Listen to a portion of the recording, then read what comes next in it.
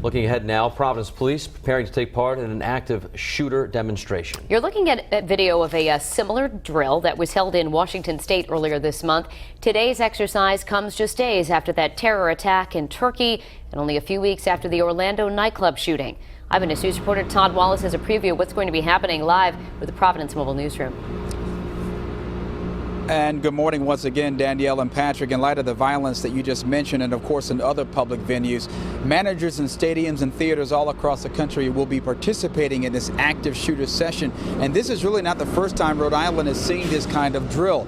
This is video of an active shooter drill at the Quonset Air National Guard base held in September of last year. The National Guard and North Kingstown Police teamed up for that exercise. And then Providence Police will take part, as you mentioned, in today's demo. And this past February, Target 12 brought you an exclusive look at how the Providence Special Response Unit trained for active shooter situations.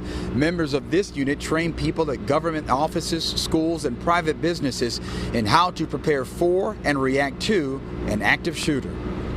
These guys are pros. We rely on them heavily in the Providence Police Department, and we're proud of what they do and how well they trained. The live demonstration here at the Rhode Island Convention Center will start at about 11 o'clock this morning. We're told it will be very loud. It should last about 30 minutes or so. Coming up all new at 6:30, how the lessons and skills learned here today could actually be used for the next 2 Super Bowls. We'll explain that again all new at 6:30. But for now, reporting live with the Providence Mobile Newsroom, Todd Wallace, Eyewitness News. And now in local coverage, following recent mass shootings like the ones in Orlando and in San Bernardino, venues across the nation are now looking at how they would handle such a situation in the unlikely event it happens in one of those larger buildings. You may remember that Fenway Park held this type of drill just hours after the deadly massacre at Pulse nightclub in Orlando. Now similar exercise being held in Rhode Island. This could help prepare some arenas for some pretty high-profile events that are coming up. Eyewitness News reporter Todd Wallace has the details live from the Providence Mobile Newsroom. Todd?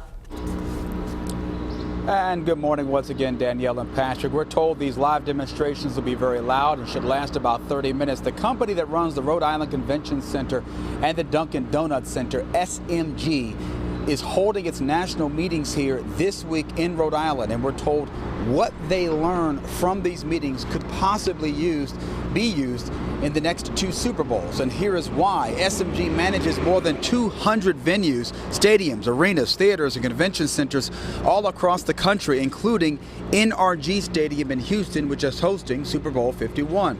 Then the company also manages U.S. Bank Stadium in Minneapolis, which is opening this fall and is scheduled to host Super Bowl 52.